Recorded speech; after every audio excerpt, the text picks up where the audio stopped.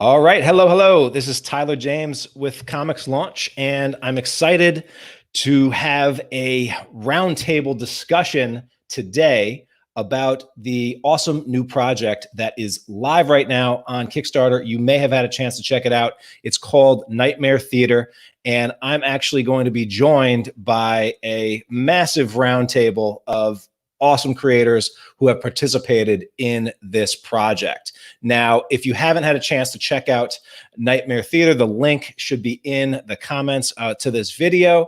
It is a big, scary 200 plus page book full of demons, Lovecraftian monsters, psychos, and every twisted kind of story that these guys can come up with. And so I'm excited to introduce you to some of the creators and the masterminds that are behind this. Some of them will be familiar faces to the Comics Launch audience, and others will be new folks that you're hearing their voice for the first time on this show. So I'm glad to have this mix. So I want to kick it off by just going around. What I'd love to hear from everybody is who are you and what it is that you create and you're known for, how you contributed to this anthology, and the top reason you think fans need to check it out. So let's kick it off with one of the masterminds behind this thing. David, you want to start by introducing yourself? Oh, mute button. Sorry. I'm David Schrader. I'm the co-creator and writer of Baby Badass, which was out by Action Lab in 2018. And me and Clay Adams did Nightmare Theater. So we're the co-editors and tried to gather up a bunch of amazing creators to give us this horror anthology. Awesome. And let's pass the mic over to Clay. Introduce yourself. Clay? Hey, I'm Clay Adams. I'm a co-creator of Fried Comics. I've got the book Red Xmas coming out from Scout Comics this December, and I am a co-editor of Nightmare Theater. And I think that people should back Nightmare Theater because, as Tyler said, it's a scary big book. We like to joke that you can literally kill somebody with it. It's more than 225 pages. It's all killer, no filler. You're going to meet some of the great creators today, and we got a whole lot more where that came from. Please do not kill. Please do not kill anyone with this book. Like we just a disclaimer. Disclaimer. Yeah. Yeah. The liability insurance for that is not something you factored into your Kickstarter budget, I'm sure. No, let's jump over to James Powell. Yeah, I'm James Powell. I'm the writer creator behind House of Fear, the series of comics that introduces kids to scary stories. And one of the reasons I think you should back this is just the list of independent comic creators. That list is crazy insane. I mean, every time I look at that list, I'm just blown away that Clay and David were able to put that list together. It's impressive. Yeah, I think over 35 creative teams. It's pretty impressive. Another creator involved who has been just coming hot off a successful Kickstarter launch, David Pepose. David, introduce yourself again. With the mute button off. There you go. Yeah, I'm David Pepose. For those who don't know me, I'm the writer of Spencer and Locke, Going to the Chapel, my recent Kickstarter, the OZ, my upcoming series at Aftershock, Scout's Honor, that's coming out in January. And yeah, you should definitely check out Nightmare Theater, not just because of the murderer's row of talent associated with the book, but it really shows just how diverse a genre that horror can be. There's so many different takes to it. There's some stuff that's comedic, some stuff that's really scary, some stuff that's more tongue-in-cheek, some stuff that's more referential. There's just really something for everyone in this. And so I think anybody who buys this anthology is going to find something to love. Awesome. And I think you're right. And just scrolling through it's a visual feast as well. Newton, you want to introduce yourself again? Yeah, sure. Hi, everyone. My name is Newton Lilavois. I'm the creator of Crescent City Monsters. And I think that you guys should back this project because I'm going to echo what David said, and that's because the variety of stories in this anthology is incredible. I mean, from the artwork to just the type of stories, I think it's covered everything. So I think you guys will definitely enjoy it.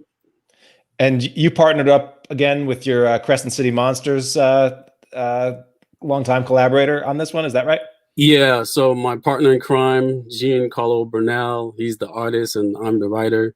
There it is. Yeah, there it is. And we have a 5-page, I guess you could say kind of prose-like and graphic-like at the same time, just to kind of throw a little variety in there.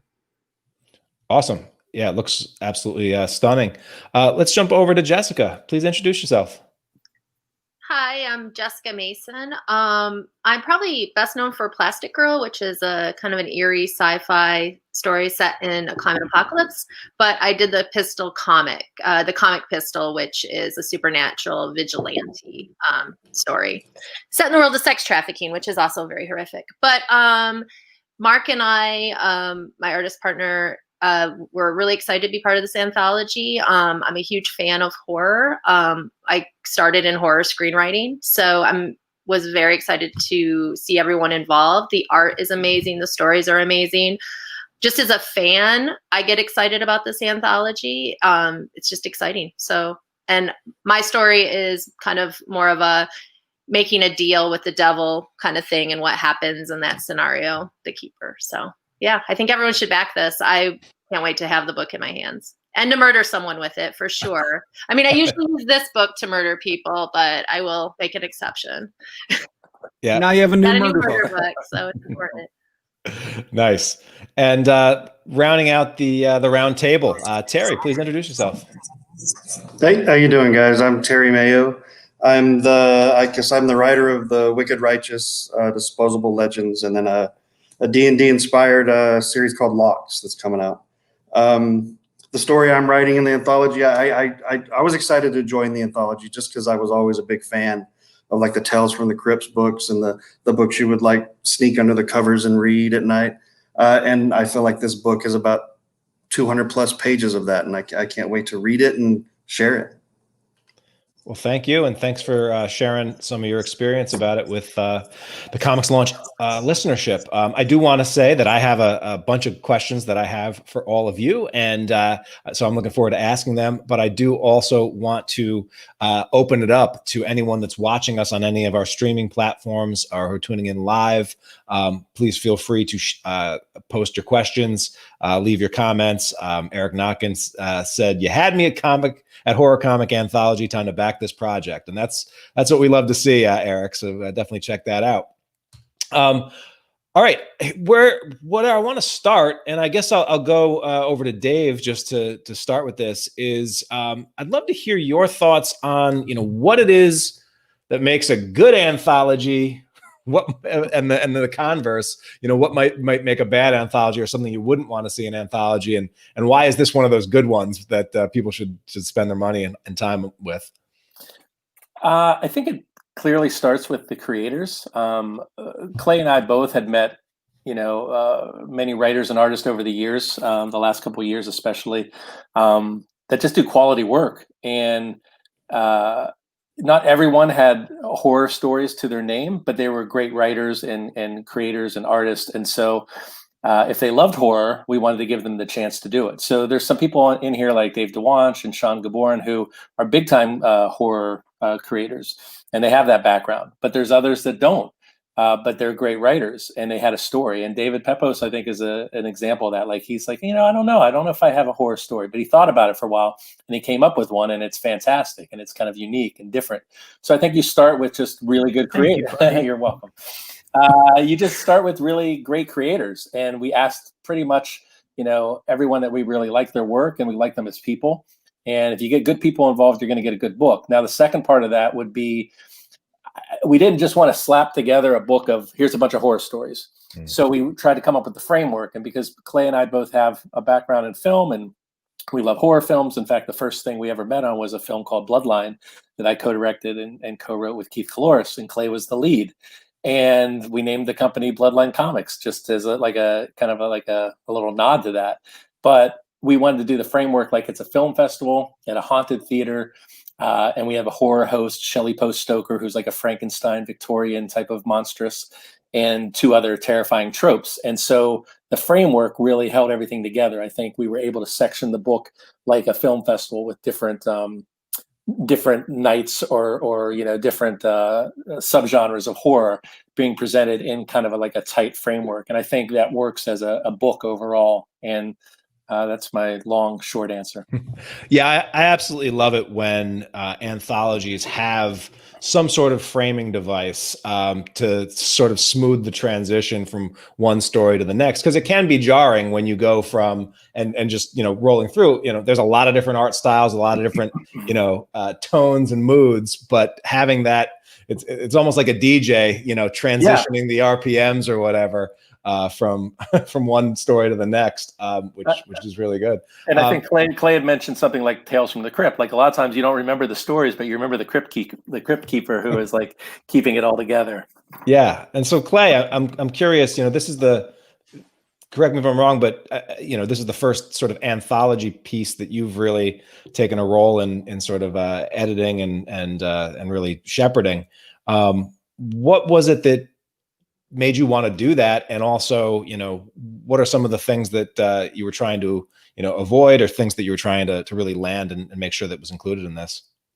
Yeah. So, for me, I wanted to be a part of it. Like everybody else has said, the talent that we were able to get on this book, the idea that we could get all of these people sitting here on this panel, and the 25 other creators or creative teams or whatever else it is that we have, that was super appealing to me. And I'm somebody who likes to learn, so I knew that I could learn from some of these creators. I knew that I knew that we could put together a really, really stellar book, and part of that was like working with some of these creators that are, maybe more established than some others, but then also working with some other creators that might be a little younger on their journey in creating, but also kind of helping shepherd those stories from pitch to creation. I really got jazzed up about that. So that was a lot of fun for me. Yeah. And speaking of that, Don Cardenas popped in and said, it was an honor and a blast working with Philip, Charles, and Clay on our story. And I know that there are some anthology projects where it's like, all right, you're in, send me your thing.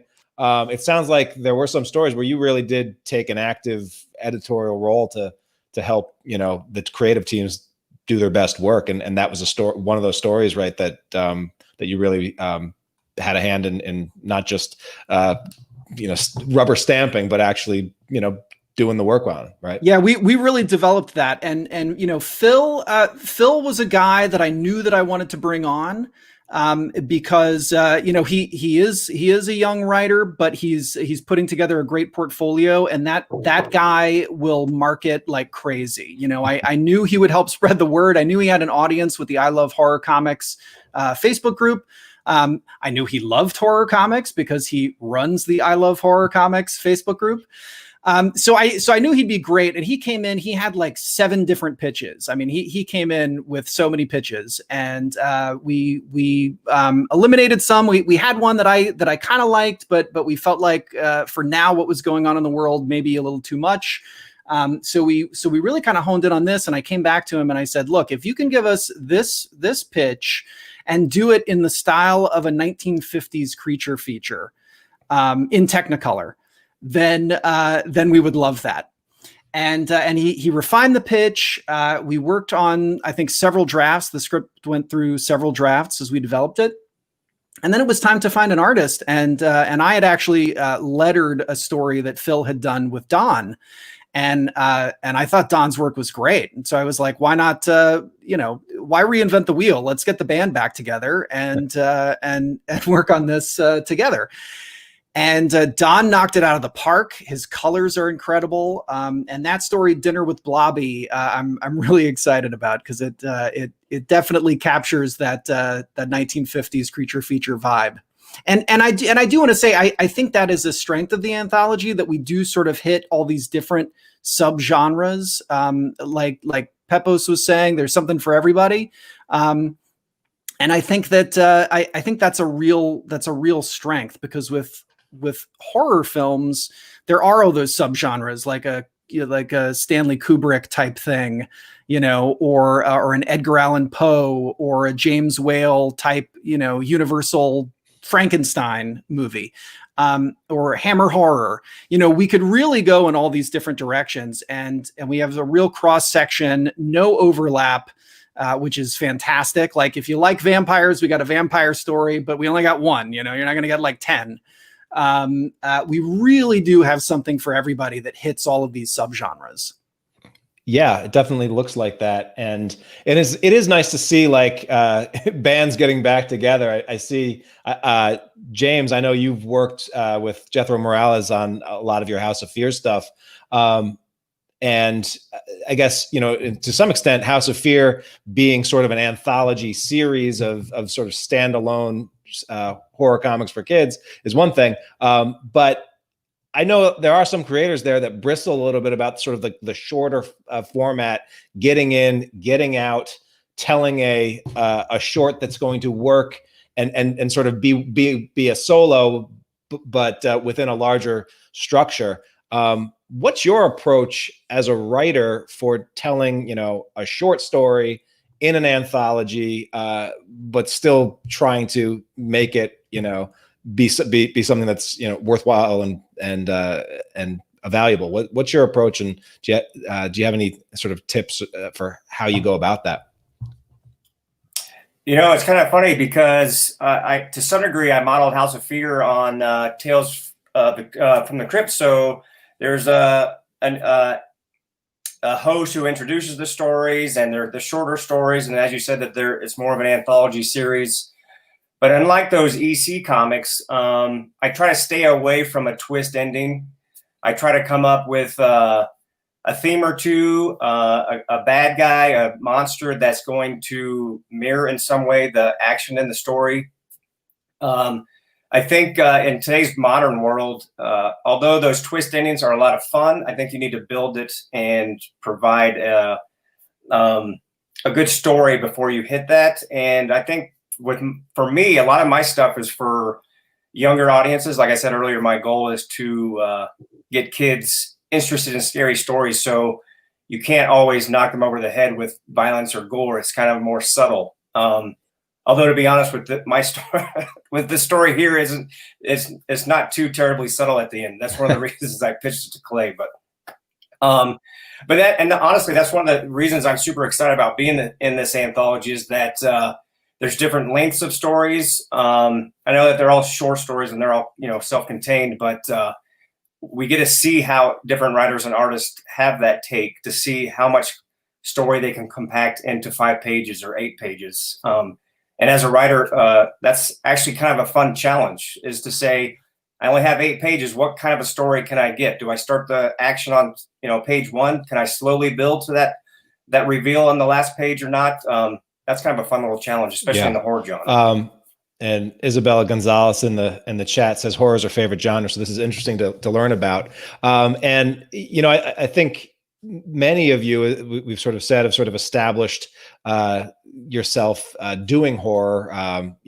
Obviously Clay with Dead Skins, Newton, Crescent City Monsters, and such. But I'm curious, and maybe we'll do this as just like a little speed round.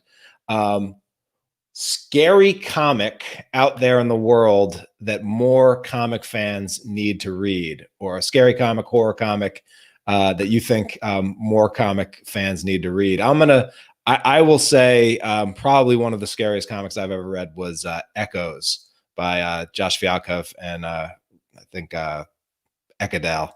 But that would be one on my list. If you in the comments have a scary comic recommendation, comics or Halloween is coming around. But just curious, quick round the horn, maybe starting at Newton. Scary comic. You caught me off guard. I was looking for the one book that I wanted to recommend on my shelf. I'm trying to see if I remember what it was. It was a British writer. It was about a mouse who's trapped in a metal body. I'm trying to remember the name of it. We'll swing back. Come back to me? How about you, Dave? I will say I think probably the most effective first issue of horror that I've read in the comics industry has to be Sync. That the artwork on that is just so just violent and like in your face, and it has this intensity that I think is hard to capture in comics. And I've told Alex that I love his work and that I would desperately work with him on any project he wants, because Sync is just that's the real deal. Yeah, and as publisher, I'm a bit partial to Sync myself, but I not going to be a homer. But and Alex, he does 5 books a month already. So what's one more? Yeah, throw him something, Dave. Yeah, I'll find something for him. James, what about you? You got a top horror comic recommendation for everyone? What's Junji Ito? Is that how you pronounce his name? I've been reading some of his work. And at this point, almost any horror comic fan knows the name. But some of his pages, even if the story doesn't grip you, you turn that page and I'm just blown away by how creepy some of his creatures are. And some of his storylines are so far out there, you can't help but just kind of be creeped out at the idea. I love his stuff. Yeah, and speaking of Sync, and John Lee is the writer. I know he's a big Junji Ito fan, and a lot of that has influenced his work as well. Terry, how about you? You got a recommendation for us? I don't think it qualifies as horror. Maybe it scares crap out of me. But Desolation Jones by Warren Ellis from like the early 2000s. That one, I read that one probably every couple of years. I'll pick it up and take a look at the trade and just read it all the way through. But just the story itself, and it's one of those truth is stranger than fictions type things. But no, that would be my pick. I'm going to say Jessica, how about you?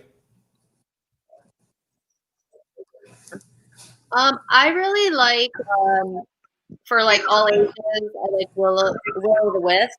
It's an independent kind of haunting story. I love Severed, which I don't know if anyone's read or looked at Severed. It's Scott Tubbs. Yes, Severed has Severed's one of those comics that was able to like do the jump scare in comics using page turns and things like that, which you don't see all the time, but it is a good effective way to do that. Yeah, that's a good book. And I like Monstrous. I don't know if that's horror, steampunk, what, but I'm sure lots of people read that one, so I don't know if it's a shout out. But there's a ton. How about you, David?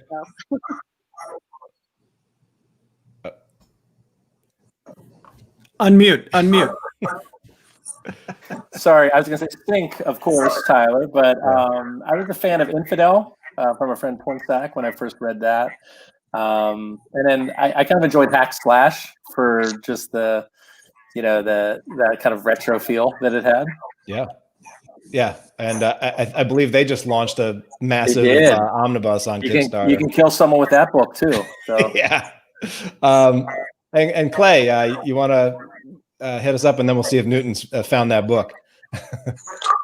Yeah, I'll give you a classic and a new one. So the classic is Taboo, which is the late 80s, early 90s anthology that Steve Bissette put together. It's where From Hell was first published, Lost Girls. It's a great anthology. Highly recommend it. And then the new stuff, I'll give John Lee some love, but Sync has had its praises sung on here. So I'm going to go Hotel from AWA. I absolutely loved that. Absolutely loved that series. Yeah. John really had fun with that 4-issue mini, and fingers crossed they're going to have a whole lot more of that. I hope so. Can I throw in another one just because I see a million people threw in Sync in the comments, and I feel bad now. I got to say, I was recently rereading American Vampire with Scott Snyder, and talk about just a very simple high concept that has legs, sort of a new breed of sun-resistant American vampires popping up through U.S. history. So they're able to jump through all sorts of different genres, from Westerns to war stories to spy stories to 1950s drag racers. So yeah, that got Eisner, and I'm not surprised. And when you have a book that says Stephen King does backups, and that's sort of just like the cherry on top, you've got yourself a pretty excellent horror series, I think. Yeah.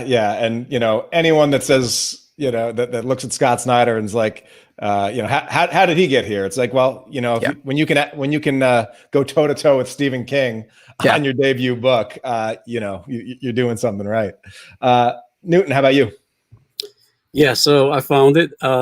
It's Cognition. By Ken Reynolds. It's one of those, it's a really creepy book, and I just really enjoy it. It's like every time I see it, with the combination of the artwork, I guess, because it's in black and white, I'm kind of biased towards black and white, but the combination of the artwork and just the stories is incredible. And I'm going to add one more. I'm a big Robert Kirkman fan. So besides The Walking Dead, he also has a comic book series called Outcast, and I enjoy that too. That's pretty good. Nice. Well, we got nothing else to do. We're staying home. We're being safe. So we're going to load up those Amazon wish lists. A few more from the audience. Nathan Luth recommended Lock and Key, which was seconded by Travis Gibb. Also had Green Wake from Phil Charles. Recommended that. And then Emily Was Gone from John Lees gets another nod. John's going to have to put this on as his new ringtone. Everybody talking up his work. Isabella says The Red Mother. I haven't heard of that one yet, but she says it's pretty creepy. Road of Bones and 30 Days of Night's another good one. 30 Days of Night's another one of those high concepts where it's like, like it just writes itself. When you find out that there's a place that gets literally on Earth that gets 30 days of night, more or less, it would be the perfect place for a vampire breeding ground or a vampire. You just to have, sort of like their big party. I love that. Cool. So some good recommendations for everyone. I want to jump back to either Clay or David on this one because, as great as it is to have so many awesome creators involved, like this is a big project. I mean, a 225-page book is a big project, no matter, even if it's just you and another artist and a couple other people. But managing 35 creative teams and keeping organized, keeping things straight. Like, do you have any like what was the biggest challenge in just pulling this thing together and keeping it organized and what have you learned in trying to be able to do that? A lot of spreadsheets. You have to have a lot of Excel spreadsheets. But the horror of Excel. It was a matter of just kind of putting it out there to see who's interested and then going in stages. So the first stage was like, hey, are you interested? Mm-hmm. Because I know you are. Now, was this an open call or did you? No, it was not an open call. Because we had so many people that we knew personally that were great, creators. We thought we'd start there because I think an open call is a whole different thing because now you're dealing with people that you don't necessarily know in any capacity, and maybe they flake on you or whatever, and you could get caught with your pants down. So the first step was just kind of seeing if you're interested. And we have a guy like Charlie Stickney who, we love White Ash, and we didn't know if he'd be interested, but turned out he was, and he had a great story. So once you get that, I think we got the pitches. And then once you're at the pitch stage, you do a little bit of moving around because you don't want any overlap, like Clay said. So we didn't want like 12 of the same type of stories. So people had 2 or 3 ideas. And then that way you're kind of able to say, well, we love this idea, but it's kind of similar to this other one. So what about going with this? So once you're able to do that, then you're just setting deadlines. And you're setting deadlines to get the actual story in. And then when the art comes in. And it's a lot of project management. I have some skill in that area because I do that for my day job. But it's still hard. I think the best thing is to work with good people that you trust, that they're going to do good work and they're kind of people of their word. So half the battle is already won there, but then it's just a matter of just keeping all the balls in the air. Yeah. Just to follow up on that, like, since Dave and I do come from a film background, like I like to say that, 90% of making a film is casting, right? Like that's the old saw. And I like to compare that to this, casting was really the hardest thing, going out and finding these teams, seeing who would be interested. But once you do that and that you have professional people, you have people that are going to come through, and that once you start, posting pages in the private Facebook group and people start getting excited and seeing the work coming through, that's going to spur people on. Once you got that, ball rolling, it was rolling. And then it was just a matter of making sure we're hitting deadlines, reaching out to people and, making sure things are on track, letting them know of what's going to be happening, letting them know what to expect with the Kickstarter campaign, because some people might not have run a Kickstarter before. Yeah. And so there was a lot of that kind of management, but thankfully we gave ourselves plenty of time to do that. Yeah, and it seems to be paying off. You guys have both talked about how, a week in, this is already the biggest Kickstarter that both of you have been, you and David have been a part of running, and 3 weeks on the clock. So it's definitely paying off. Great to see that. I want to flip on the creator side of things, because I know a lot of creators out there are. Look at anthologies. They probably see an anthology like this. It's like, man, sign me up for next time. But I think a lot of us have had that experience where it's like, all right, you hear a cool anthology, you want to be a part of it, but now, okay, how do I, what do I come up with? How do I come up with an idea on demand for something like this? I'm curious, just jumping over to Terry, like, did you have a bank of scary stories in the idea pool that you just waiting to rock, or did you have to come up with something on the fly for this? No, I mean, actually that's kind of my warm up, kind of like all of my artist friends, they always tell me how they have like the warm up that they do. This is short stories. That's my form of warm up. I always throw down a short story, whether it's good or bad or indifferent. That's how I start out with my writing process. So I did have the keeper file. So when Dave and Clay reached out, then I dug through my keeper file to see if there was anything I thought that they might dig. And luckily they liked one or two. Nice. I saw Nathan says, I'm feeling very called out right now by that. Yeah, it is a creative challenge. I mean, like for someone like you, Jessica, that does a lot of horror and probably more bigger pieces, like, did you also have to have something sort of just on the back burner, or was this created just new for this? I do a lot of short stories too. I have a similar process. Like, I write a lot of short sci-fi though, so I don't write a lot of short horror. This one I've been trying to write as a short film for a long time. I have a location, I have actors for it. So for The Keeper, the one that I wanted to try to make it into a comic. So it was a different process for me because it was initially a film. And so I rewrote it into a comic. So that's not usually my process for anthologies. But because it was cinematic, I thought it would be a different approach, and I enjoyed it. It was a little harder because even though film and comics are alike, they are also very different when you write them, and so you can fall into some you can fall into some problems there trying to change one from another. So but I enjoyed it. Yeah.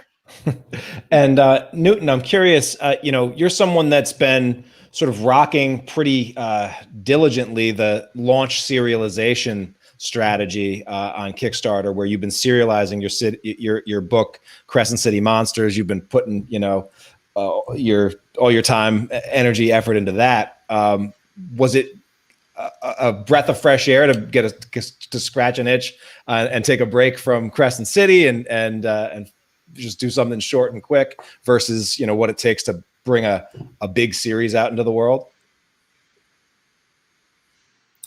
Yeah, it was a nice change of pace, but I have to say that I cheated because the story is still related to Crescent City Monsters, but it's sort of an offshoot. So I got to a good opportunity to drive more fans to your world, man. I love it. Yeah, exactly. But it was still a breath of fresh air because what we did, it wasn't the typical panel layout that we normally did. It was like combination of prose and images, so that was fun. It was an experimentation that Gene and I did. We wanted to see if we were able to actually create a story in that format, and I think that's one of the things about anthologies that's cool. You can just kind of experiment, right? Things that you may not normally feel comfortable doing in your book, you can say, hey, you know what, let me try this in an anthology, right? And and not just in the format, but also maybe like an idea. Sometimes I have ideas where I don't necessarily know where it may go or what I'm going to do with it, but it would make a great anthology story, right? Because it's 5 to 10 pages. So that's one aspect of anthologies that like you can just kind of throw your stories out there, see how people like it. Yeah, and it's a great format. You can range it from 5 pages to 15. Yeah, and I think there's a couple of things that you guys have touched on that I love about the anthology format, and that really is one of those things. Like as creators, there comes a point where we sort of realize that we're always going to have ideas, and more ideas are going to come. But when you start to get in this game for a long enough time, you realize ideas will be infinite. Your time is not. Your energy is not. Your resources is not. And so you're not going to be able to bring to life every epic series or every story that you want to tell as a multi-issue graphic novel thing. It's not going to happen. You're also not going to be able to have an epic run with every creator who you'd love to work with, or every artist that you want to collab with. It's just not going to happen. Time is only so short, and this stuff is really hard.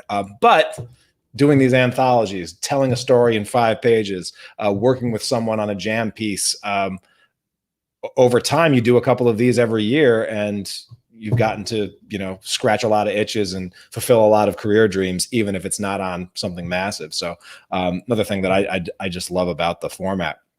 To both of your points, Newton and Tyler, like David Avalone has a story that he's always wanted to tell, and it's very personal to him. It's called German Chocolate, and it like stars his father, who was a World War II vet, and it's like a German fairy tale, a twisted fairy tale. But it was just an opportunity to tell this dream story that he'd had, and there's quite a few of those in the book. And I would say that there's other ones where I think people want to develop them even further. So this was like almost like a launch pad. So I think that's something that we can be proud of with this book, regardless of what happens if we have a volume 2 somewhere down the line or whatever, that you can always say a lot of these stories started in Nightmare Theater. Yeah, that's a great opportunity to scratch those itches on there. I love that.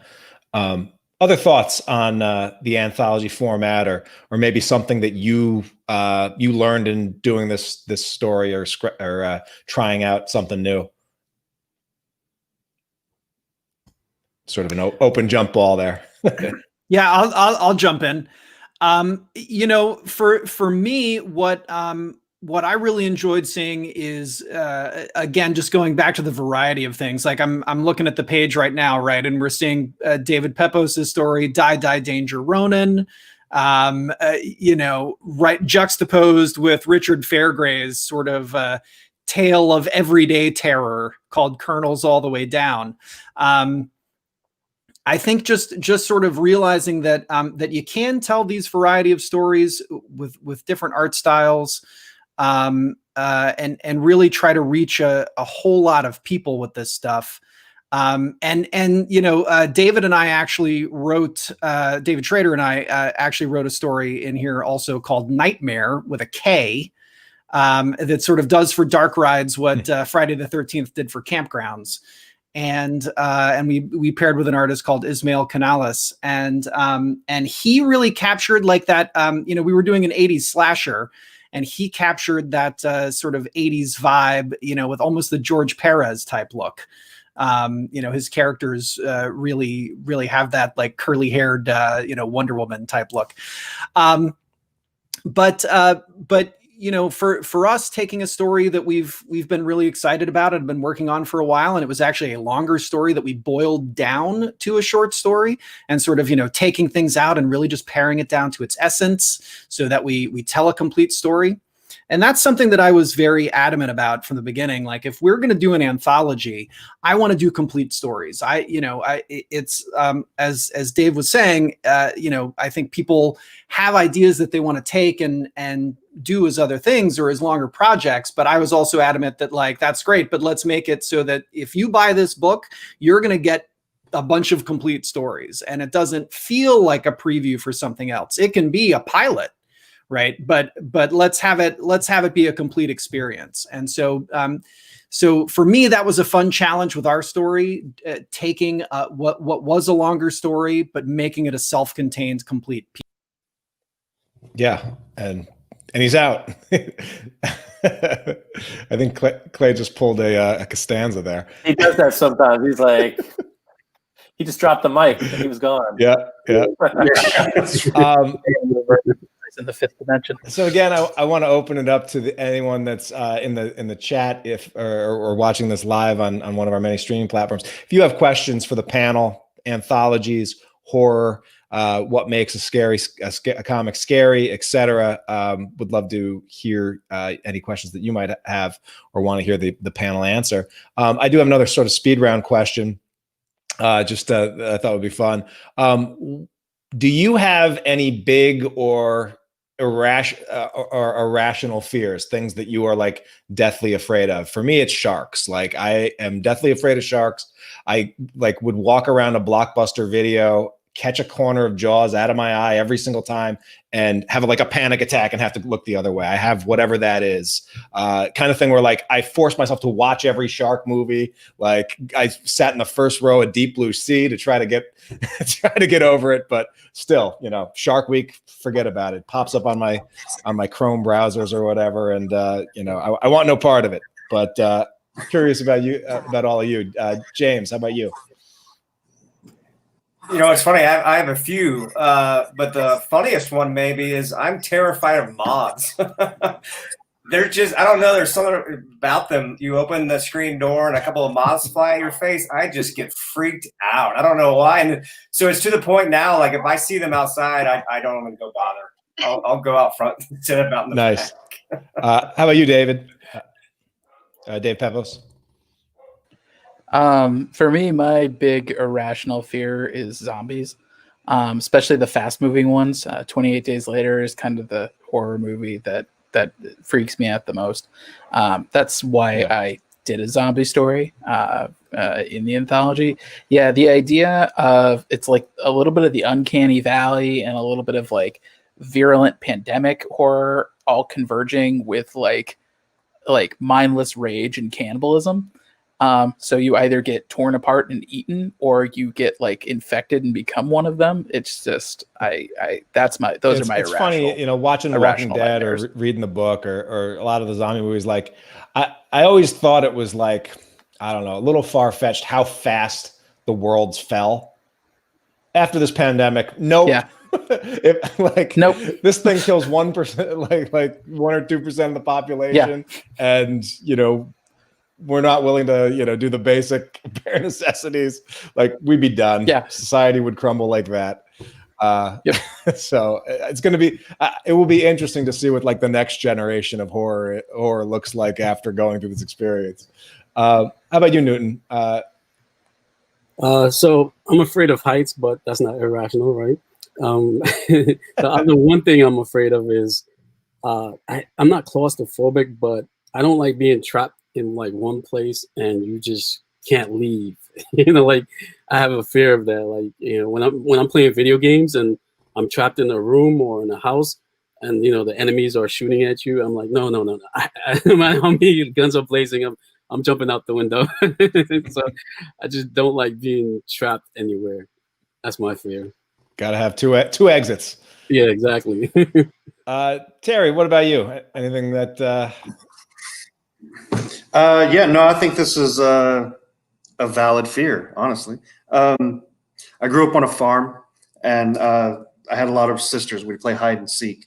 And this one time I went and hid in a hay barn, and there was a little stall where you could load hay in, pull the door shut, and then from behind me I heard like the skittering and the scratching. And I was struggling with trying to get the door open, turned around, and there's like this 3 or 4 like 1 to 2 inch long mice.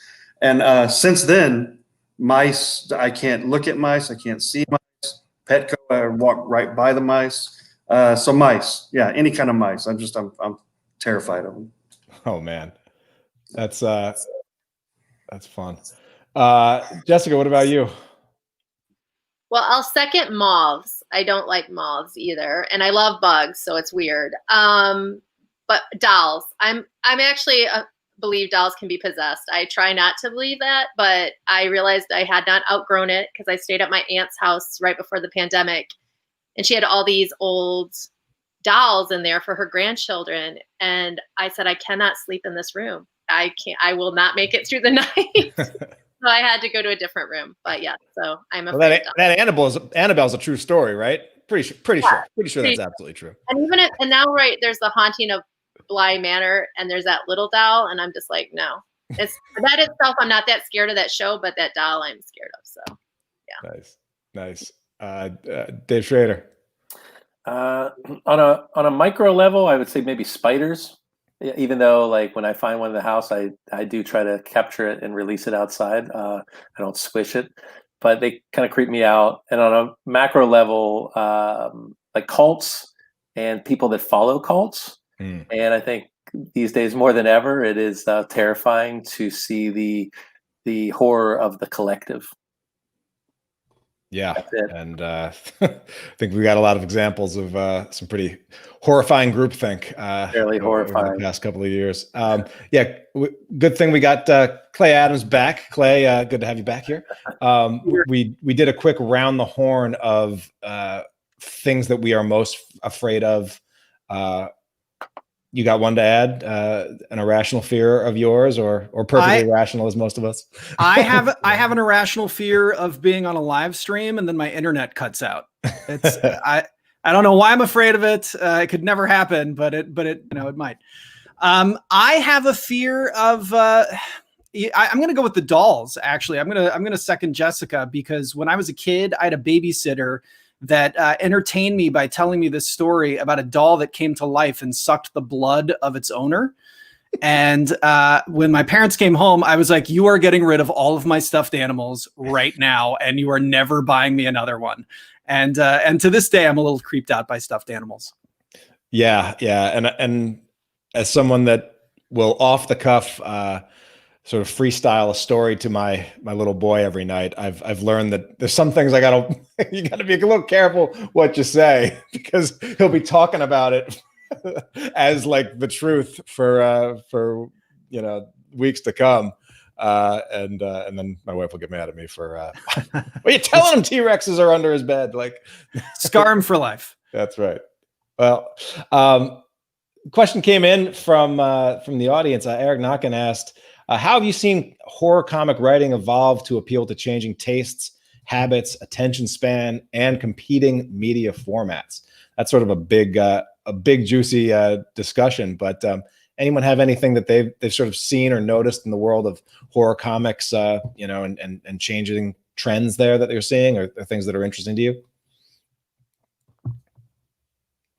I think you're always trying to speak to whatever's happening in the moment, whether it's anything happening in the news or happening in the zeitgeist. I think horror, one of the great things about horror is that it can always speak to those things. So it's always current. It just kind of cloaks it in metaphor and allegory. It doesn't usually come right out and say what the horrific thing is, but it, what was I reading? I was reading Chuck Palahniuk was talking about, stories of zombies, and why zombie stories were so popular was because it really spoke to that fear of people going off to war and dying, and maybe coming back changed and disfigured. And that really allowed people to kind of deal with that horror without actually calling it out for what it was. And I think that's one of the great things about it. So I think horror is just doing now what it's always done, which it stays current, dealing with whatever we're dealing with as a culture, or in whatever mediums that are popping up. But it really, I think, just speaks to whatever's happening around us right now. And I agree with that. And I don't know about comics, but I read a book called Severance, because we're talking about zombies, and what we're dealing with a lot now in our society is our own isolation and our own connection to social media and our own addiction to that kind of stuff, but how our world is becoming smaller and smaller, even though we have a broader reach, strangely enough. And like Severance does a zombie story that's like that, where it's really the pandemic has happened, people are turning into zombies, and this character just keeps going to work, you know, and is she the zombie really, you know? And so you kind of play around with, I think horror kind of transforms to what our human condition and our bigger fears are. And zombies are a good, you know, measure of what we're afraid of and what we're going through. Definitely. Not comic, sorry. I don't have a comic to reference. It's a book, but yeah.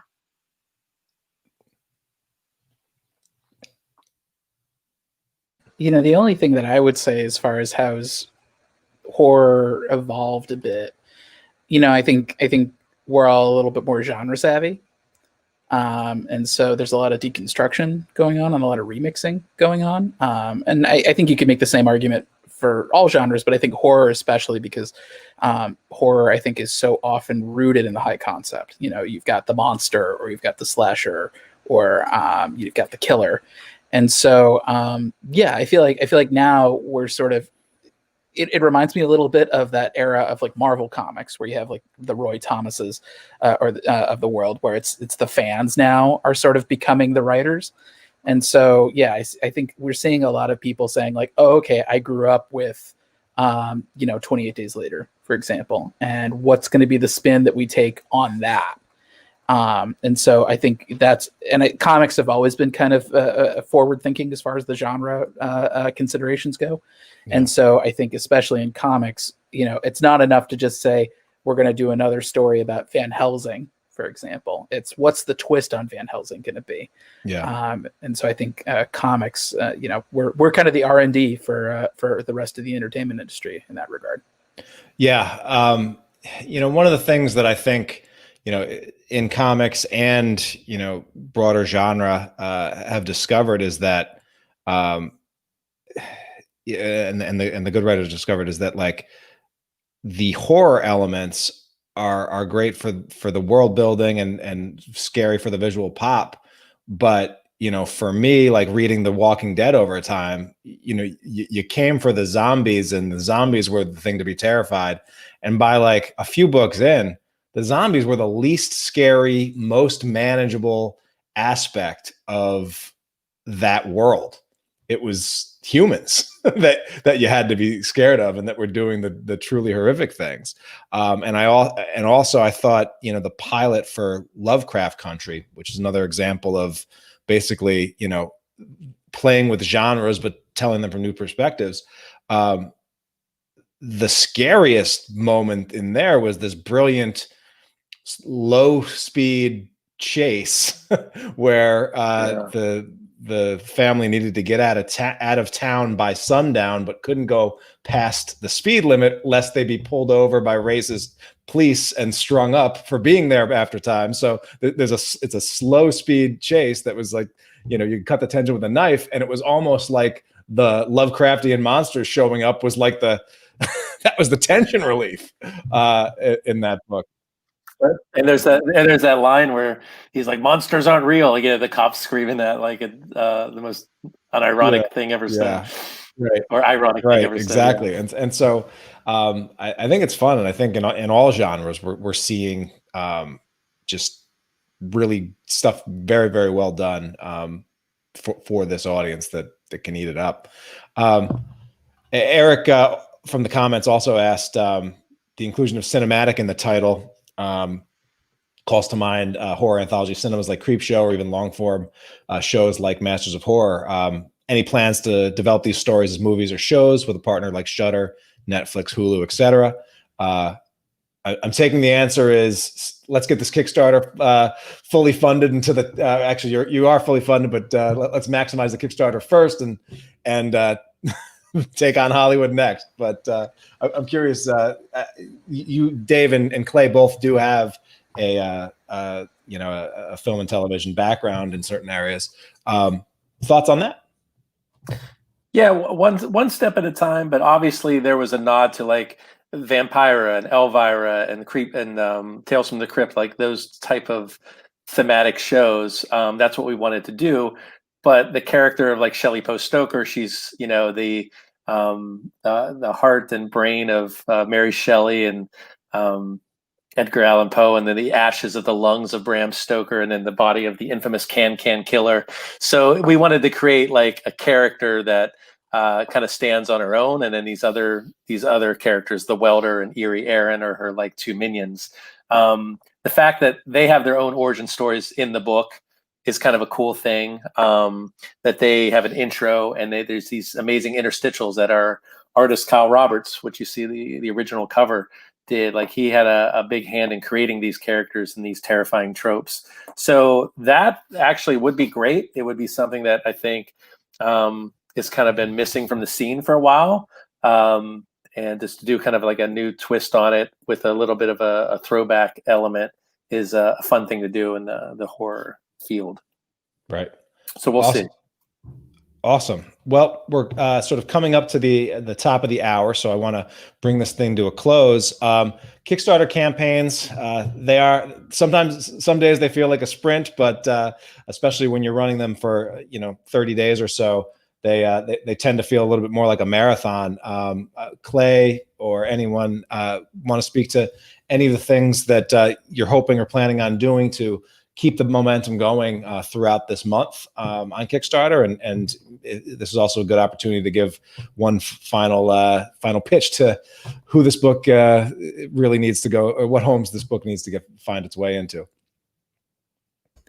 Yeah, so we're definitely having stretch goals. We just announced our first one today. We're going to give away a digital bundle of books from a bunch of the creators. So some fantastic books are going to be in that bundle, including Crescent City Monsters #1, Pistol Zero #1.